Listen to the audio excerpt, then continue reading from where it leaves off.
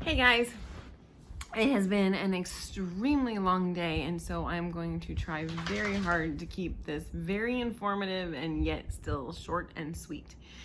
But I want to reiterate something before I get started talking about anti-inflammatory and inflammatory foods for the next couple of days, because I was reminded myself in my own home last night how very valuable this information is. Because throughout your life, the tools that you learn over this 30-day period will come into play on a daily basis as a parent, as a friend, as a colleague, for your own health.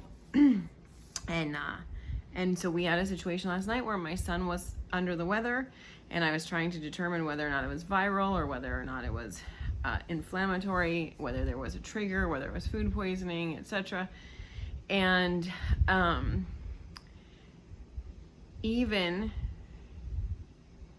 with as much information as I have, and for as long as I have been doing this, there are points when it's someone you love where you doubt yourself, and having an arsenal of factual information and things that work at your disposal that you can exhaust before you look to something else is going to save the lives of the people you love over and over and over again. So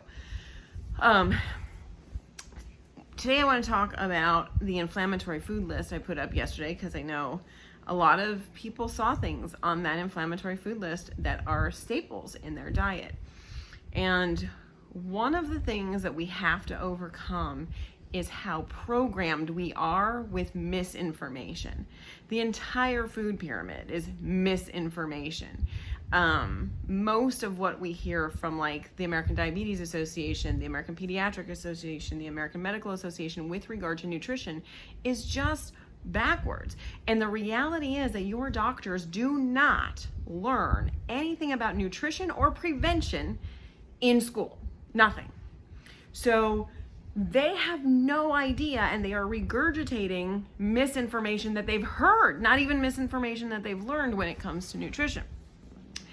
So when we talk about what causes inflammation, what causes leaky gut, the top offenders are going to be all grains, all legumes, all sugars, and all dairy. And I'm going to talk about why. So grains and legumes have anti-nutrients called phytates and lectins. These phytates and lectins are actually poisonous toxins inside the plant. They're designed biologically to protect the plant so that the plant can grow. In order for plants to have a defense mechanism, they have to be poisonous. So every plant, no matter what it is, has some level of toxicity or some defense mechanism. Where an animal can run away from you, a plant cannot. And so these phytates and lectins are poisons. Ancient civilizations knew that these foods were not staples for them. They knew that these foods made them sick. They gave them diarrhea, they caused them pain, whatever it was. And so they learned ancient preparation methods, soaking, sprouting, fermenting, which caused the phytates and lectin levels to lower, or for the phytates and lectins to fall away when they were in the bran, and the seed itself would sprout. Frankly, that's too much work for very little nutrition. When we talk about nutrient density, every food decision we make should be based on how nutrient dense, how high in nutrition is this food. And frankly, grains and legumes have very little nutrition when compared to meats, vegetables, and berries in particular, followed then by fruits, nuts, and seeds. Grains and legumes are the lowest level of nutrition and the highest level of toxicity. So all of your cereal grains, corn, rice, oats, wheat, barley, sorghum, everything in the grain family is not a food. It's never been a food. It is not for mammals, which is why factory farmed or confined farming, any kind of farmed animal that's fed a commercial feed is fed poison, and that animal then becomes sick. And that's why the quality of what you eat comes from what you eats. So grass-fed, pasture-raised, free range animals that eat their natural diet, which does not come in a bag, just like your diet. does not come in a box, a bag, or a package. If it comes in a box, bag, or package, you know that's not actual food. It's frankenfood. So why 100 years ago with the agricultural revolution did grains and legumes become the basis of the food pyramid? Follow the money, right? Cheap to grow. Big ag is one of the top lobbyists for politicians. You got big ag, big pharma, big food working against you every single day of your life. Absolutely everything they are marketing to you isn't true. So just by removing that big piece of the puzzle, the lectins and the phytates, you're going to lower inflammation and remove the primary cause of leaky gut. The standard American diet, which uses the food pyramid, which is now basically a standard westernized diet in European countries and all over the world, is the cause of all of the health problems we now know. In the last 100 years since the agricultural revolution, we have created over 600 diseases that didn't exist prior to that time. All of them related to our diet. And that's why diet is your first line of defense when it comes to absolutely every illness, sickness, and disease. There's nothing else that is as effective as diet. Now, we'll talk about filling in the nutrient gaps, and we'll talk about other things, in particular nutrient-rich foods. But by removing your top offenders, you're going to overall make yourself immediately healthier.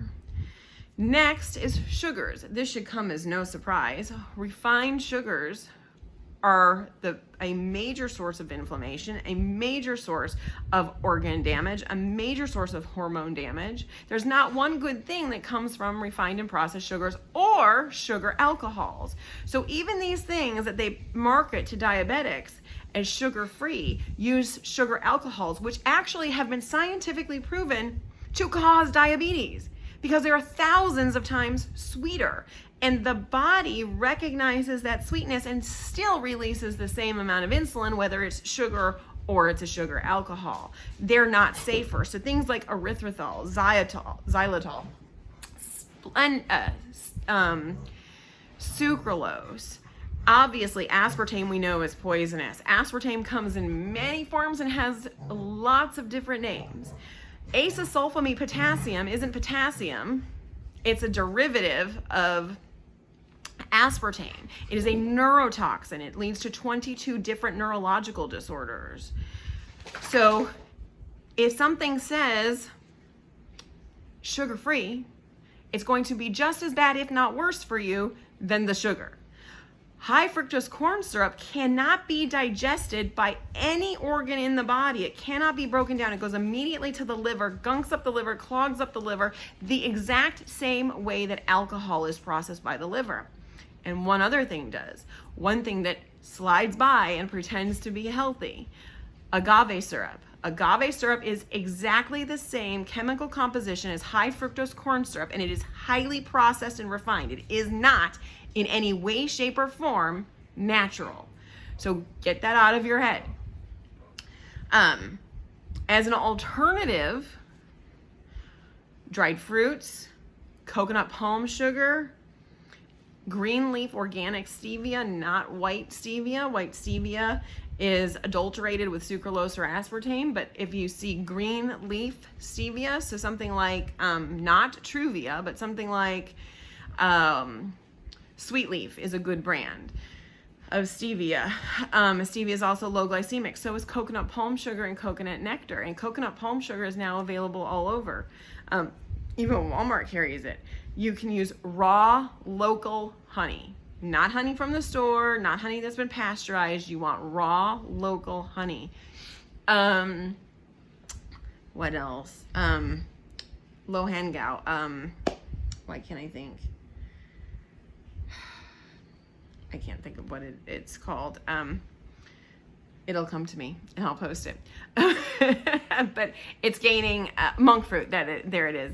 It's gaining popularity right now in low carb diets and among other things. That's another good alternative sweetener. When it comes to alternative flours, almond flour, coconut flour, cassava flour, tapioca starch, arrowroot powder, all of those things are good alternatives. And so anything you can make, I can make better, and I can make better for you. And we're going to get to some recipes here shortly in the group. Last thing I want to touch on is dairy, and I know this video was longer than I wanted it to be, but you say, why, if dairy is natural, why is dairy inflammatory? Couple reasons. So let's start with what's not natural about dairy. Dairy is not designed to be pasteurized or homogenized. When we process dairy, we remove all of the nutrients from it, and then we enrich it and fortify it with fake nutrients. So anytime you see enriched or fortified on a label, throw that shit away, because that has synthetic vitamins. And synthetic vitamins, your body knows are not real and cannot use them. It's more harmful to have a synthetic than it is to not have the nutrient in the first place in many cases. So most vitamins and supplements on the market, first of all, 95% of all the vitamins and supplements on the market are actually placebo. You don't get anything. But what you do get most often are synthetics, and those synthetics could actually hurt you. So if you're buying your vitamins from your health food store, from GNC, from Amazon, from CVS or Walgreens or your grocery store or Costco, don't put that stuff in your body. And we're going to talk about how to know what quality is and what is not synthetic but real. But back to dairy. So not designed to be pasteurized, not designed to be homogenized, not designed to be fortified and enriched. Milk is a living organism, and when we process it that way, we actually kill it, and now it loses all of its benefit. So if you are a dairy drinker and you don't react with inflammation, the best type of dairy is a grass-fed, raw dairy that you would get from a local farmer. The other thing is there's different types of dairy. So A1, A2, we talk about that in classes. Really sign up for one of my classes if you want to get that in depth about dairy. But remember that dairy is designed for all mammals to make an infant grow exponentially larger in a very short period of time.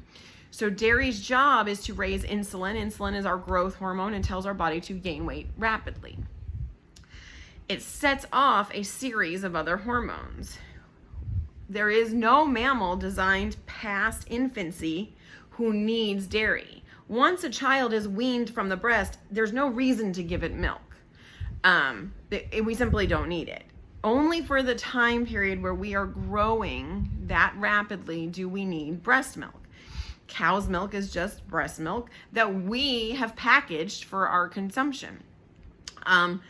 So because it raises insulin, and insulin then tells the body to grow, and insulin triggers leptin and cortisol, insulin becomes a growth hormone at a time you don't necessarily need to grow.